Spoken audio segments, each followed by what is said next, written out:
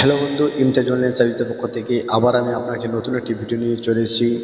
এই প্রতিবন্ধী সার্টিফিকেট, যদি বন্ধু আপনি প্রতিবন্ধী আওতায় আছেন তো আপনার জন্য বড় একটি সুখবর আসতে চলেছে। যদি আপনি প্রতিবন্ধী আওতায় থাকেন তাহলে আপনি একটি সার্টিফিকেট পেয়ে যাবেন। এই সার্টিফিকেট পাওয়ার জন্য আপনি কীভাবে আবেদন করবেন এবং অনলাইনে কীভাবে করবেন বা অফলাইনে কীভাবে করবেন, বা অনলাইন করার জন্য আপনার কী কী নথিপত্র লাগবে, বা আপনার কী কী ডকুমেন্ট আপনার জন্য জমা করতে হবে, বা কিভাবে আপনি করবেন, কোথায় যাবেন, এই সমস্ত ভিডিওর মধ্যে আলোচনা করা হয়েছে।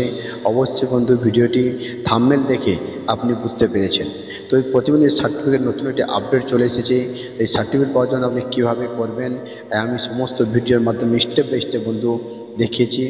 তো বন্ধু, যদি আপনি আমার চ্যানেলে নতুন হয়ে থাকেন তো অবশ্যই চ্যানেলটি সাবস্ক্রাইব করে রাখবেন। যদি করে গেছেন আপনাকে অসংখ্য অসংখ্য ধন্যবাদ এরকম গুরুত্বপূর্ণ ভিডিও পাওয়ার জন্য। প্রতিবন্ধী সার্টিফিকেট, পশ্চিমবঙ্গে অনলাইন প্রতিবন্ধী সার্টিফিকেট পাওয়ার জন্য আবেদন কিভাবে আপনি করবেন, আবেদনপত্র আপনি কিভাবে করবেন, কি কি ডকুমেন্ট লাগবে এবং সমস্ত এখন আমরা জেনে নেব। তো আমাদের আশেপাশে বহু মানুষ আছে যারা নানা রকম শারীরিক বা মানসিকভাবে অক্ষম। এইসব মানুষদের মধ্যে এমন অনেক মানুষ থাকে যারা শারীরিকভাবে অসমর্থ হয়েও অন্যান্য অনেক দিক থেকে মেধাবী, পারদর্শী এবং মানুষরা যাতে সুযোগ সুবিধা পায় তার জন্য এদেরকে একটি প্রতিবন্ধী সার্টিফিকেট দেওয়া হয়। তো disability certificate apply online in West Bengal. এই ডিসেবিলিটি সার্টিফিকেট কীভাবে বানাবেন সে সম্পর্কে এখন আলোচনা করা হলো। পদ্ধতি হলো অবলম্বন করে কোনো মেডিকেল অফিসার কিংবা হাসপাতালে যোগাযোগ করতে হবে। সেক্ষেত্রে তারা তাদের শতাংশ অনুসারে প্রতিবন্ধী সার্টিফিকেট দিয়ে দিবে। কিভাবে আবেদন করবেন, কি কি নথিপত্র লাগবে, আবেদন করলে কি কি সুবিধা পাবেন এখন আমি আপনাদের নিচে আলোচনা করছি। তো প্রতিবন্ধী সার্টিফিকেট পাওয়ার যোগ্যতা, আবেদন করার জন্য প্রার্থীদের অবশ্যই ভারতীয় নাগরিক হতে হবে।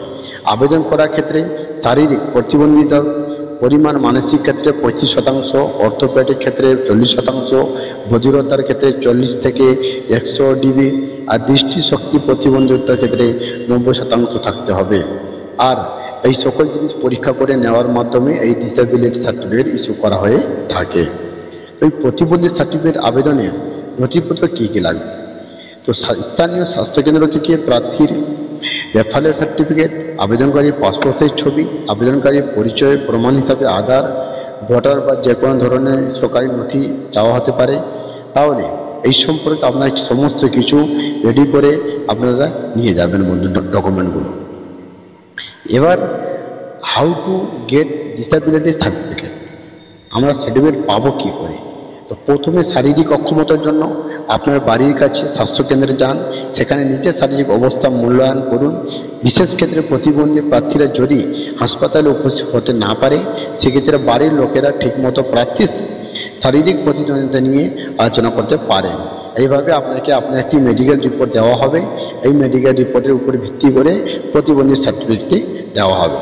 এবার online apply to get disability certificate, এই অনলাইন ডিসেবিলিটি সার্টিফিকেট বা প্রতিবন্ধী সার্টিফিকেট আমরা কীভাবে করব? তো প্রতিবন্ধী সার্টিফিকেটের জন্য অনলাইন আবেদন করতে পারেন। প্রথমে আপনাকে অফিসিয়াল ওয়েবসাইটে যেতে হবে, সেখানে গিয়ে অ্যাপ্লাই ডিসেবিলিটি সার্টিফিকেটে ক্লিক করতে হবে। এরপরে আপনার মোবাইল নম্বর দিয়ে আপনি লগ ইন করবেন। লগ ইন করার পরে আবেদনপত্রে আপনার সামনে 4টি স্টেপ চলে আসবে ধাপে। আবেদন প্রক্রিয়াটি শেষ করতে হবে। এই আবেদন প্রক্রিয়া শেষ করার পরে আপনার কাছে আপনার ফর্মটি সাবমিট হয়ে যাবে এবং আপনাকে এনরোলমেন্ট নম্বরটি আপনি পেয়ে যাবেন, যে নম্বর দিয়ে আপনি পরিস্থিতি আপনি চেক করতে পারবেন। এবার প্রতিবন্ধী সার্টিফিকেট পাওয়ার সুবিধা, এই প্রতিবন্ধী পাওয়ার সুবিধাটা কী? তো এই ডিসেবিলিটি সার্টিফিকেট থাকলে অনেক সুবিধা পাওয়া যায়। শিক্ষা ও চাকরির ক্ষেত্রে অন্যান্যদের থেকে কম নম্বরে সুযোগ পেতে পারেন এবং প্রতিবন্ধীদের জন্য আলাদা করে সিটও সংরক্ষণ করা থাকে। এই ছিল বন্ধু আজকে ছোটো একটি আপডেট। যদি আপনার ভালো লেগে থাকে তাহলে অবশ্যই আমার ভিডিওটি লাইক করবেন এবং বন্ধুদের শেয়ার করতে ভুলবেন না।